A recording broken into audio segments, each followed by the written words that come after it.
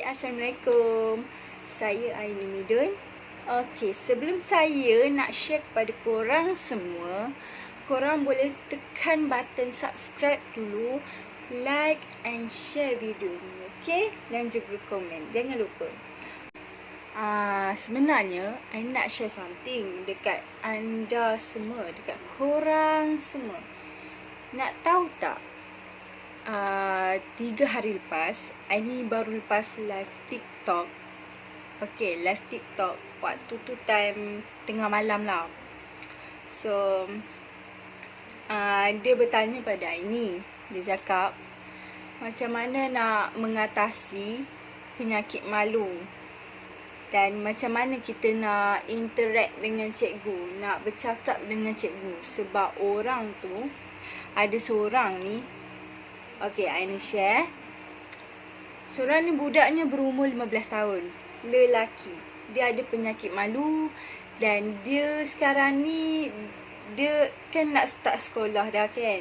So, bila nak start sekolah, dia tak ada confident untuk bercakap dengan orang ramai. Tak kisahlah orang ramai tu macam keluarga dia ke, kawan dia ke, dan juga cikgu dia ke. Macam tu. Okay, mula dia tanya yang dia tak dapat nak bercakap dengan cikgu sebab dia tak ada confident. Dan saya cakap dengan dia, try tanya cikgu lain selain daripada cikgu yang dalam kelas dia lah. Tapi dia kata dia tak percayakan cikgu. Okay, kat sini I nak share pengalaman I ni, I nak share experience I ni. Walaupun I ni bukanlah seorang pesakit malu yang kronik, tapi I ni share sebab I ni ada kawan yang macam tu. Okay, sebelum tu I ni terangkan dulu apa penyakit malu ni.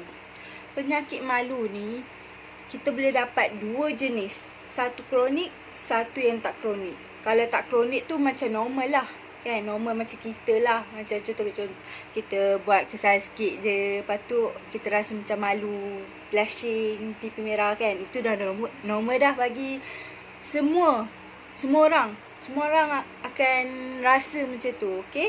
Tapi kalau yang kroniknya, korang nak tahu apa jenis yang kronik ni? Ni ada jumpa satu penyakit malu yang kronik. Nama dia penyakit malu pathological, okey? Dan ataupun nama saintifiknya Social Anxiety Disorder ataupun SAD. Itu nama saintifik. Sorry, I ni baru nak belajar bercakap. Tapi tak apa, kita share, okay? Okay, penyakit malu pathological ni, dia macam normal lah. Kita buat suatu benda yang kita tak sedar. Kita rasa macam benda tu kita buat salah, tapi tiba-tiba kita sedar waktu time orang nampak kita macam orang direct kita, and kita macam pipi merah, malu. Semua normal, okey. Cuma yang kronik ni, dia ada pertambahan dia lagi. Di mana dia orang tak ada confident. Lepas habis je rasa malu tu, dia orang tak ada confident nak jumpa dengan sesiapa. Dia orang tak ada confident untuk bercakap dengan orangnya. Dia orang tak ada confident untuk orang kata, ya, nak jadi orang normal, nak pakai baju cantik-cantik pun diorang tak confident. Okay, macam sepupu I ni sendiri, I ni ada sepupu yang ada macam penyakit macam ni. Dia waktu sekolah rendah dia okey, dia jenis boleh lah, kuat lah juga sukan kan. Tapi naik sekolah menengah, dia tak ada confident untuk jadi macam budak sebelum tu. Which is macam nak jadi macam sebelum. Kira dia tak normal. Sebab dia ada kes, ada orang ni bully dia. Bully dia. So dia tak ada confident untuk cakap dengan orang. And then kalau korang nak tahu, orang pemalu ni sebenarnya dia orang pendiam juga. Ya guys, pendiam. Okay, apa itu Social Anxiety Disorder ataupun SAD? Malu pathological adalah satu masalah psikologi berkait rapat dengan masalah social anxiety disorder SAD. Okey, atau dalam bahasa kebangsaan kita panggil gangguan kebimbangan sosial. Juga dikenali dengan nama fobia sosial ataupun social phobia. Kiranya dia ada satu fobia jugalah. Mungkin fobia waktu zaman silam dia ada sesuatu yang dirasa macam dipendam. Yes, which is kita panggil psikologi lah benda tu kan. Okay. Orang yang mempunyai masalah SAD ni berasa terlalu takut sekiranya mereka melakukan sesuatu yang bodoh dan memalukan di hadapan khalayak ramai. Dan juga diorang akan jadi blushing lah secara spontan dan atau wajah menjadi merah disebabkan oleh perasaan malu secara tiba-tiba, walaupun dengan melakukan perkara yang dianggap tidaklah memalukan langsung. Dia rasa macam tu lah, dia rasa blushing gila. Macam tu. Pengidap masalah ini akan berasa takut untuk berdepan dengan masyarakat di sekeliling. Mereka akan merasa fobia dan merasa gusar untuk berinteraksi dengan masyarakat kerana mereka takut dengan persepsi buruk orang lain terhadap mereka. Masalah ini adalah masalah kronik dan tidak akan sembuh dengan sendiri melainkan dengan tingkah laku kognitif dan melalui pendekatan terapi ubah-ubatan jika perlu.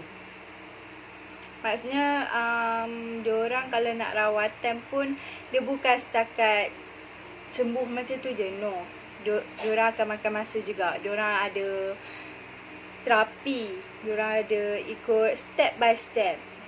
Okay, dia takkan sembuh macam tu sahaja. So, macam itulah ceritanya.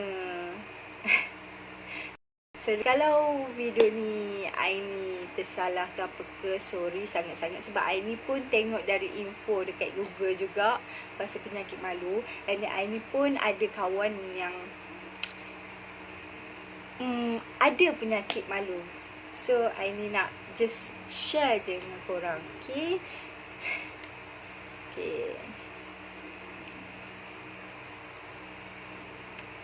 Lepas tu, Aini nak terangkan lagi pasal punca dia.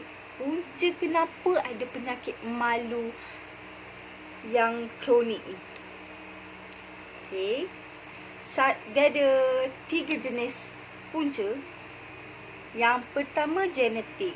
Dia ikut keluarga. Kiranya sepupu Aini tu kira dia ikut keluarga Aini jugalah. Sebabnya mak Aini pun ada juga perangai tabiat malu dia dulu waktu zaman sekolah. Tapi sekarang dah kahwin, dia okey lah, dah biasa sebab dah kahwin. Okay. Itu ikut genetik lah, ikut keluarga. Mungkin dalam keluarga korang ada orang yang penyakit malu. I'm not sure kan. Okay. Yang kedua, pengalaman masa lampau, which is kita boleh agak lah, mungkin dia adalah mangsa kena buli. Okay. Macam sepupu Aini pun dia mangsa kena buli dulu. And Aini pun dulu pernah kena buli juga. Okay. So Aini faham. Orang yang kena buli tu mesti rasa malu. Okay. Dan juga penderaan emosi dan juga fizikal. Kira macam bully lah, senang bully kan. Which is bully lah. Perkataan bully. Okay. Yang ketiga. Aini tak erti nak sebut. Tapi Aini try sebut. Okay. Amigdala adalah satu bahagian otak yang mengawal respon ketakutan, yang bertindak terlebih aktif daripada normal. Kiranya dia macam mana? Dia terlalu mengawal ketakutan dia. Dia terlalu fikir sangat takut dia tu. Itu yang menyebabkan dia rasa malu. Okey. Gejala yang diorang akan rasa, di mana diorang tak dapat Diorang rasa malu sebab mungkin khalayak ramai, diorang tak boleh berkumpul. Kiranya contohlah, ada kenduri kendara, ramai sepupu sepapat datang, kawan-kawan datang. Tapi kalau orang yang penyakit malu ni, dia segan nak datang. Dia malu, walaupun keluarga sendiri, dia malu nak keluar, dia malu nak jumpa dengan keluarga sendiri, dia malu nak jumpa dengan sepupu sepapat, kawan-kawan semua, dia malu. And then bercakap dengan individu berlainan jantina. Contohnya kalau I ni perempuan, so I nak bercakap dengan seorang lelaki tapi I ni malu. Itu kan. Wajah mereka mungkin sahaja tiba-tiba bertukar kemerahan walaupun dengan hanya mendukung anak kecil atau ketika membantu seorang nenek tua di jalanan. Kiranya diorang nak macam, diorang nak bantu ataupun diorang nak main dengan budak, tapi diorang macam rasa diorang takut sangat, diorang malu sangat, diorang tak boleh nak jumpa dengan orang. Tak kira lah orang tu budak-budak ke, baby ke,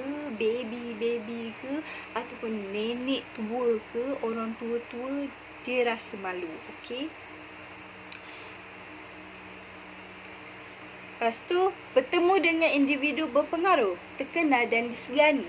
Mungkin dia berhadapan dengan pelakon ke, ataupun dia berhadapan dengan orang yang dikenal, yang orang yang disegani macam Perdana Menteri ke. So, bila dia berhadapan dengan tu, dia rasa malu.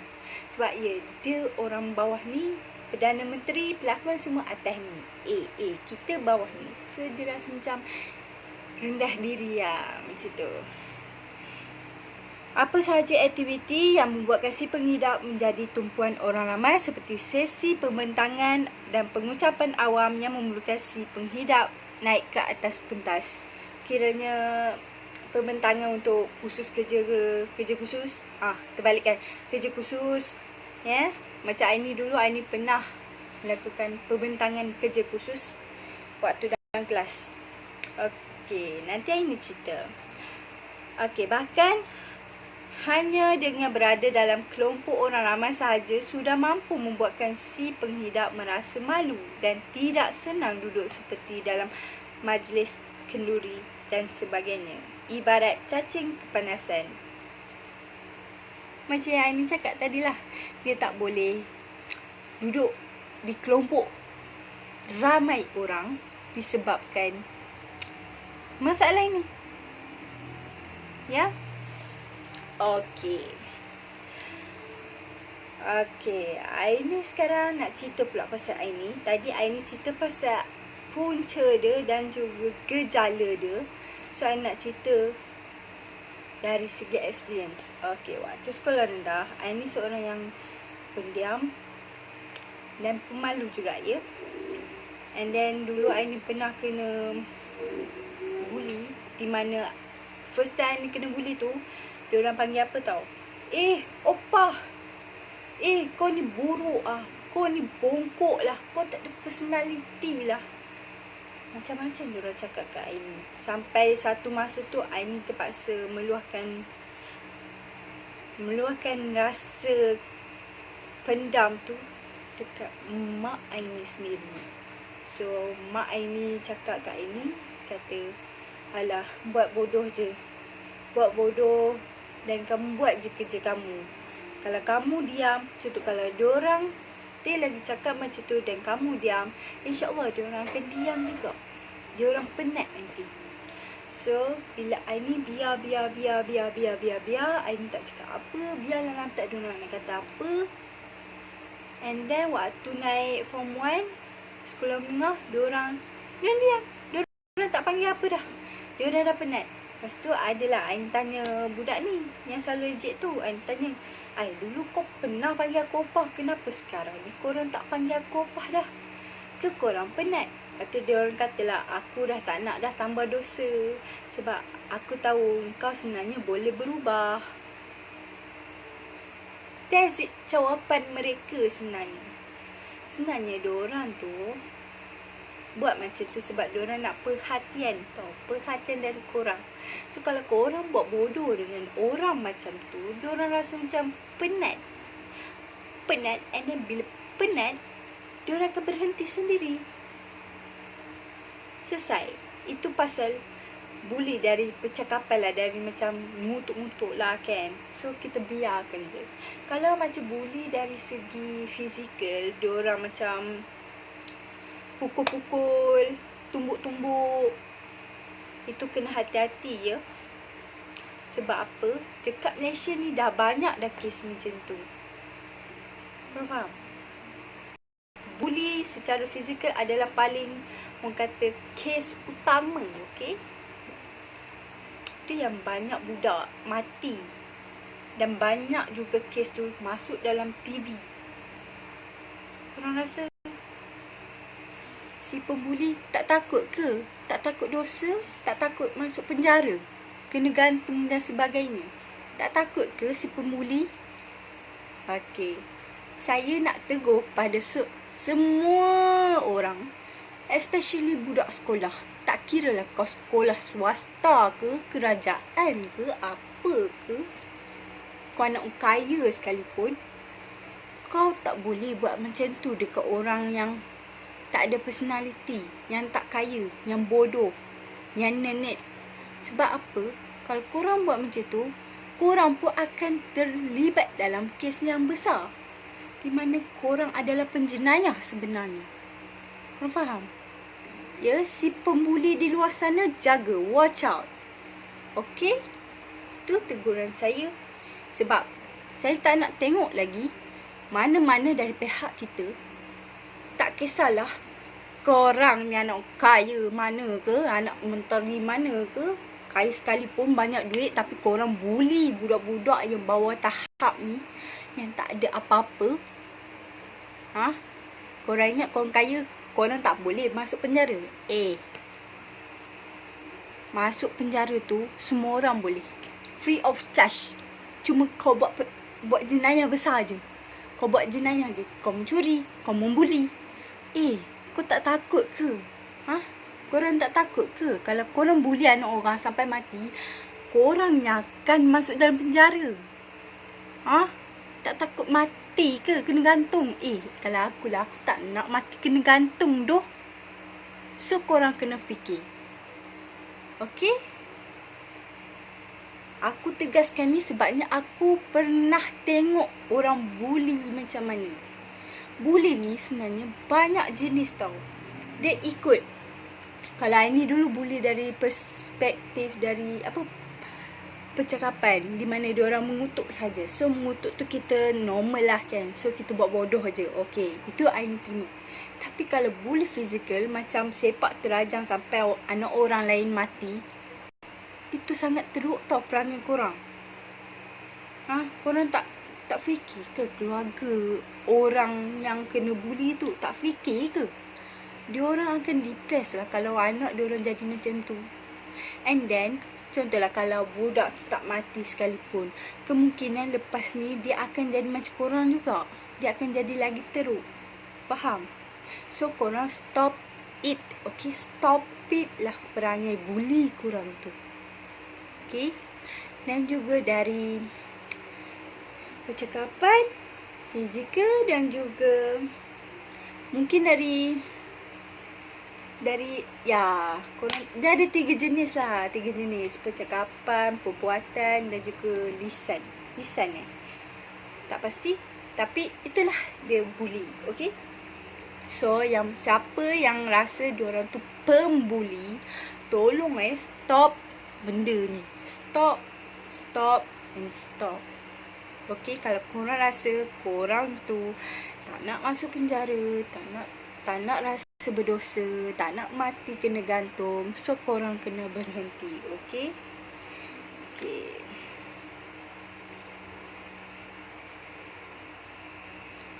And I ni nak terangkan juga pasal rawatan dia. Rawatan dia bukanlah setakat rawatan sekali tu dia terus sembuh macam ini cakap tadi. Dia ada step by step. Okay. Dia ada banyak jenis rawatan yang korang boleh try. Yang mana siapa yang ada penyakit malu ni, okay? Yang satunya rawatan psikologi. Iaitu dia ada 2 lah. Terapi tingkah laku kognitif seperti latihan kemahiran sosial. dan juga interpersonal psychotherapy, IPT. Okay, aku nak terangkan sikit pasal psikologi ni. Psikologi ni bukanlah orang yang sakit gila, orang yang sakit mental saja yang boleh rawat. Orang yang ada penyakit macam fobia pun boleh. Boleh try. Kita try untuk rawat menggunakan psikologi ni. Lagipun bagus. Sebab kita kan pemalu. So, kalau bila kita pemalu, kita ikut otak kita. So, kita patut berjumpa dengan orang yang pakar. So, insyaAllah kalau orang pakar tu tahu untuk rawat korang, Alhamdulillah, insyaAllah. Lambat launnya, korang akan normal juga akhirnya. Okay, korang jangan risau. Korang pergi je jumpa pakar dan minta nasihat diorang, minta nasihat dan juga rawatan lah. Macam mana ya? I ni tak tahu rawatan ni macam mana. Cuma I ni tahu mungkin dia ada, dia bukanlah menggunakan ubat-ubatan, no. Dia ikut psikologi orang tu. Mungkin dia try buat latihan ke apa ke. Dia ikutlah aktiviti psikologi. Okay, sorry lah kalau cara I ni cakap ni, kalau salah I ni minta maaf. Okay, sebab first time I ni cakap macam ni. Okay, yang ni pula dia ada fasa dia. Dia ada 3 fasa. Fasa pertama, pesakit harus melihat penyakit ini sebagai satu penyakit yang boleh dirawat dan bukan satu kelemahan diri. Kiranya fasa pertama ni, kita kena fikir yang kita ni, penyakit kita ni boleh sembuh. Jangan fikir kita ni tak boleh sembuh. Jangan fikir kita ni lemah. Kita kena beranikan diri, kita kena kuat untuk sembuh. Itu yang fasa pertama. Okey. Fasa kedua, ahli terapi bekerjasama dengan pesakit untuk mengenal pasti punca dan membantu dalam memberi galakan agar pesakit membina hubungan sosial yang rapat dengan orang lain. Kiranya kemungkinan ahli terapi tu akan bekerjasama dengan korang buat aktiviti sosial untuk galakkan lagi korang membina hubungan sosial korang. Yang penyakit malu ni lah, di mana yang penyakit malu sangat ni, yang tak reti nak jumpa orang, tak reti nak bercakap dengan orang. So, dia bagi rawatan ni, ya, dia akan interaksi dengan korang. Okay. Kiranya dia bagi semangat lah supaya korang tak takut ataupun tak bimbang pasal malu korang tu. Diorang akan bagi semangat, membina semangat untuk korang jadi berani. Faham? Fasa ketiga, menilai sejauh mana perkembangan terapi bersedia untuk menghadapi cabaran dalam dunia sebenar. Kiranya, contohlah korang tu budak sekolah, so diorang akan buat aktiviti dengan korang dan diorang akan nilai sejauh mana korang boleh, sejauh mana boleh berkembang lah benda tu kan. Korang kira dah habis rawatan fasa 1 dengan 2, korang boleh tak sampai ke tahap yang lebih tinggi? Kiranya korang dah okey ke belum? Diorang akan menilai juga.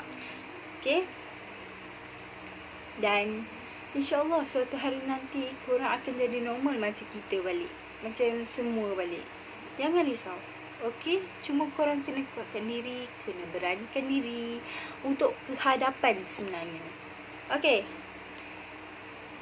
Itu fasa ketiga. And then, rawatan terapi ubat pula, iaitu Selective Serotonin Reuptake Inhibitors, SSRI, seperti escitalopram. Escitalopram. I tak reti nak sebut sangat. Cuma I ni just try sebut. Ini nama saintifik saja. Ini nama ubatan dia. Kalau kita tak boleh buat rawatan psikologi tu, kita try pula rawatan terapi ubat. Itu pun membantu juga. That's it. So, kesimpulannya, yang penyakit malu ni, okey, Aini nak bagi semangat kat korang supaya korang beranikan diri lagi ke hadapan. Kan korang kan budak sekolah. Selalunya penyakit malu ni selalunya budak sekolah. Budak sekolah. And then dia terjadi pada selalunya budak perempuan lah. Budak lelaki jarang. Tapi yang hari tu waktu live TikTok hari tu budak lelaki yang bertanya. So adalah kan. Cuma kesimpulannya cakap lagi sekali. Okay, tak apa, sorry. Kesimpulannya, Aini nak bagi semangat kat korang supaya korang kuatkan diri korang. Korang beranikan diri. Korang cuba apa benda dekat sekolah tu. Contohlah, sekolah tu ada buat pertandingan melukis ke mewarna ke. Korang try masuk. Try libatkan diri korang dalam aktiviti-aktiviti sekolah. And then, korang try. Kalau tak boleh jumpa cikgu yang korang dalam kelas tu, korang try jumpa cikgu counselling. Sebab apa guna cikgu counselling kalau kita tak boleh nak jumpa dia orang? Baik tak ya ada cikgu counselling, betul tak? So cikgu counselling ni dia berfungsi sebagai, contohlah kalau murid ada masalah ni lah, masalah psikologi. So kemungkinan cikgu psikologi, maafkan saya, cikgu counselling akan counselingkan korang, akan bagi korang semangat lagi untuk beranikan diri korang untuk bercakap dengan orang ramai. Sebenarnya sebab Aini pun pernah pergi jumpa cikgu counselling untuk kaunselor ini, untuk orang kata bagi nasihat. Sebab Aini dulu macam tu lah, Aini pendiam, and then Aini seorang pemalu, and then Aini pun pernah cerita kat cikgu counselling pasal Aini seorang yang mangsa buli. So dari situlah Aini dah rasa okey. Bila dah luahkan perasaan kat cikgu tu, alhamdulillah sekarang dah normal. Dah normal macam budak lain. Yang tu, korang kena jumpalah cikgu counselling. Astaghfirullahaladzim. Okay, tak apa. Dan lagi satu, korang juga perlulah meluahkan rasa juga dekat family korang. So kalau korang ada masalah dekat sekolah and korang tak boleh cakap dengan cikgu, korang try cakap dengan family korang, cakap dengan ibu dan ayah korang ataupun adik-beradik korang. Kan? Walaupun diorang tak boleh bantu dari segi fizikal, tapi diorang akan bagi semangat kat korang supaya korang boleh hidup macam orang normal. Itu fungsi ibu bapa. Ibu bapa pun perlu orang kata teliti pasal anak-anak mereka ni. Sebab anak-anak mereka ni kadang-kadang psikologinya berlainan. Dia tak macam orang lain, ya. Especially kalau anak-anak dia yang kecil-kecil baru nak masuk sekolah. So kena faham lah, kan. Macam Aini tak berani nak cakap dengan ayah Aini. So Aini bercakap dengan mak Aini. Aini cerita kat mak Aini apa yang Aini ada masalah kat sekolah, Aini tak puas hati kat sekolah. Aini akan cerita kat mak bapa. Bukan maksud Aini mengadu. No, bukan kita nak mengadu. Just kita nak meluahkan rasa sakit hati kita. Kita meluahkan rasa pendam yang terlalu dalam dekat mak kita, dekat ayah kita. Okay, so bila kita rasa tu, alhamdulillah dia akan tenang sebenarnya. Dan satu lagi yang penting, yang membuatkan korang kena wajib buat benda ni, yang si pemalu ataupun mana-manalah, semualah bagi umat Islam, korang kena solat juga tau. Sebabnya dengan solat ni lah Allah akan bagi kita tenang. Dia akan tenangkan jiwa kita sebenarnya. Dan kita minta tolong Allah supaya Allah bantu kita untuk menenangkan kita, untuk membersihkan jiwa raga kita. Walaupun Aini tak sempurna macam orang lain, tapi bila orang cakap, kita kena bagi tahu juga solat is wajib, guys. Tak kisah kita tak sempurna, tapi dengan cara macam ni kemungkinan Allah akan bantu kita juga. InsyaAllah. Okay. Sebagai orang Islam, kita wajib solat, berdoa kepada dia, minta tolong kat dia. Okay. So, itu saja. Sorry kalau apa yang Aini sampaikan tu macam deep, macam apa ni, konten apa ni. Sebab ni first time Aini buat konten. Aini harap korang terima. Kalau korang tak terima pun tak apa, sebab yalah first time. Aini tak reti nak cakap macam orang lain. So Aini try cakap dengan style Aini sendiri. So apa-apa pun kita akan bertemu di video selepas ini. Kemungkinan Aini akan try pula cakap pasal penyakit lain ataupun cakap pasal experience lain daripada experience penyakit malu. So itu saja dari Aini. Terima kasih menonton dan jangan lupa subscribe lagi my YouTube channel. Okay, nanti kita jumpa lagi